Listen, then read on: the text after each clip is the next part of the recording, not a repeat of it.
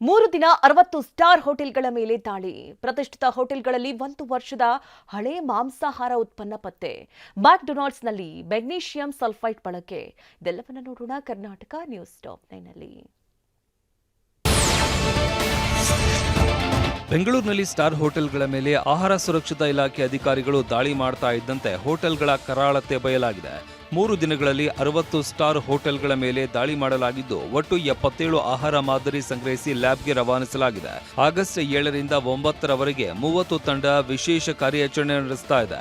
640 KG chicken, mutton, ಮೀನು, 276 KG ಕೊಳೆತ ತರಕಾರಿ, ಅವಧಿ ಮೀರಿದ 45 ಲೀಟರ್ ಹಾಲು, ಮೊಸರು, 12 ಕೆಜಿ ಬೇಕರಿ ಉತ್ಪನ್ನ, 67 ಕೆಜಿ ಅವಧಿ ಮೀರಿದ ಹಾಗೂ ತಪ್ಪು ಲೇಬಲಿಂಗ್ ಆಹಾರ ಜಪ್ತಿ ಮಾಡಲಾಗಿದೆ. 49 ಲೀಟರ್ ಬಳಸಿದ ನಿಯಮ ಬಾಹಿರ ಅಡುಗೆ ಎಣ್ಣೆ ಜಪ್ತಿ ಮಾಡಲಾಗಿದೆ.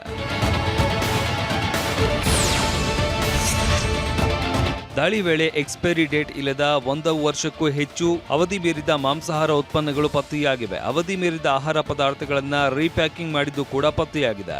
Hotel sky, UB city, pecs ಮತ್ತು ಬಾಟಲ್ಸ್ನಲ್ಲಿ ಆಹಾರಗಳನ್ನು ಸೀಸ್ ಮಾಡಲಾಗಿದೆ.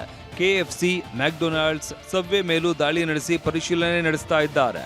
ಗೋದಾಮುಗಳಲ್ಲೂ ಆಹಾರ ಸಂರಕ್ಷಣಾ ಕುರಿತು ಪರಿಶೀಲನೆ ನಡೆಸಲಾಗ್ತಾ ಇದೆ.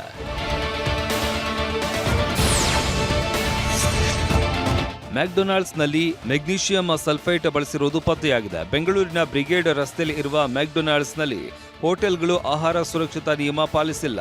ಹೀಗಾಗಿ FSSAI ನಿಯಮ ಉಲ್ಲಂಘಿಸಿದವರ ವಿರುದ್ಧ ಪ್ರಕರಣ ದಾಖಲಾಗಿದೆ. ಆಹಾರ ಸುರಕ್ಷತೆ ಮತ್ತು ಗುಣಮಟ್ಟ ಕಾಯ್ದೆ ಅಡಿಯಲ್ಲಿ ಕ್ರಮಕ್ಕೆ ಸಿದ್ಧತೆ ನಡೆಸಿದ್ದಾರೆ. ಬಳಸಿದ ಅಡುಗೆ ಎಣ್ಣೆ ಶುದ್ಧೀಕರಣಕ್ಕೆ ಮೆಗ್ನೀಷಿಯಂ ಸಲ್ಫೈಟ್ ಬಳಕೆ ಮಾಡ್ತಾ ಇರೋದು ಪತ್ತೆಯಾಗಿದೆ. ಮೆಗ್ನೀಷಿಯಂ ಸಲ್ಫೈಟ್ ಸೇವನೆಯಿಂದ ಅನಾರೋಗ್ಯ ಸಮಸ್ಯೆ ಕಾಡಲಿದೆ. ಡೈರೇರಿಯಾ, ಹೊಟ್ಟೆ ಸಮಸ್ಯೆ ಸಾಧ್ಯತೆ ಅಂತ ಅಧಿಕಾರಿಗಳು ಮಾಹಿತಿ ನೀಡಿದ್ದಾರೆ. ಅತಿಯಾದ ಪ್ರಮಾಣದಲ್ಲಿ ಮೆಗ್ನೀಷಿಯಂ ಸಲ್ಫೈಟ್ ಬಳಕೆಯಿಂದ ಅಸ್ತಮಾ ರೋಗಿಗಳಲ್ಲಿ ಉಸಿರಾಟದ ತೊಂದರೆ ಕಾಣಬಹುದು ಎನ್ನಲಾಗಿದೆ. ಅಕ್ರಮವಾಗಿ ಸಾಗಿಸ್ತಾ ಇದ್ದ 13,540 ಕೆಜಿ ಪಡಿತರ ಅಕ್ಕಿ ಜಪ್ತಿ ಮಾಡಲಾಗಿದೆ. ಬಾಗಲಕೋಟೆ ಜಿಲ್ಲೆ ಜಮಖಂಡಿ ತಾಲೂಕಿನ ಚಿಕ್ಕಪಡಸಲಗಿ ಬಳಿ ಅಕ್ಕಿ ಸಾಗಿಸ್ತಾ ಇದ್ದ ಲಾರಿಯನ್ನ ಪೊಲೀಸರು ಸೀಸ್ ಮಾಡಿದ್ದಾರೆ. ಆಹಾರ ಅಧಿಕಾರಿಗಳು ಪೊಲೀಸರು ಜಂಟಿ ಕಾರ್ಯಾಚರಣೆ ನಡೆಸಿದ್ದು 3,04,650 ರೂಪಾಯಿ ಮೌಲ್ಯದ 244 ಚೀಲ ಅಕ್ಕಿ ಜಪ್ತಿ ಮಾಡಲಾಗಿದ್ದು ಚಾಲಕರಾದ ಅಶ್ಫಾಕ್ ಅವಟಿ, ಅಶ್ಫಾಕ್ ಬಿರಾದಾರ್ನನ್ನ ವಶಕ್ಕೆ ಪಡೆಯಲಾಗಿದೆ. ಅಕ್ರಮ ಬಾಂಗ್ಲಾ ವಲಸಿಗರು ಬಂದಿದ್ದಾರೆ ಅಂತ ಶಂಕಿಸಿ ಹಿಂದೂ ಕಾರ್ಯಕರ್ತರು ಕೆಎಸ್ಆರ್ಟಿಸಿ ಬಸ್ ಪರಿಶೀಲನೆ ನಡೆಸಿದ್ದಾರೆ. ಮಂಡ್ಯದ ಕೆಎಸ್ಆರ್ಟಿಸಿ ಬಸ್ ನಿಲ್ದಾಣದಲ್ಲಿ ಬಸ್ ಪರಿಶೀಲಿಸಿದ್ರು. 30 ಮಂದಿ ಬೆಂಗಳೂರಿನಿಂದ ಮಡಿಕೇರಿಗೆ ಹೋಗ್ತಾ ಇದ್ರು.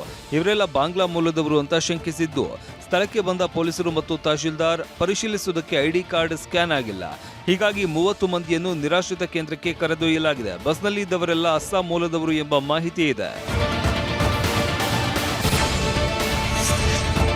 ನಿಯಂತ್ರಣ ತಪ್ಪಿ ಟೊಮೆಟೊ ತುಂಬಿದ್ದ ಟೆಂಪೋ ಪಲ್ಟಿಯಾಗಿದೆ. ಶಿವಮೊಗ್ಗ ಜಿಲ್ಲೆಯ ಸಾಗರ ತಾಲೂಕಿನ ಉಳ್ಳೂರು ಬಳಿ ರಾಷ್ಟ್ರೀಯ ಹೆದ್ದಾರಿಯಲ್ಲಿ ಅಪಘಾತವಾಗಿದೆ.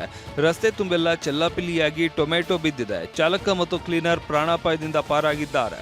ಸ್ಥಳಕ್ಕೆ ಸಾಗರ ತಹಶೀಲ್ದಾರ್ ಡಾಕ್ಟರ್ ಆರ್ ಪ್ರತಿಭಾ ಭೇಟಿ ನೀಡಿದ್ದಾರೆ.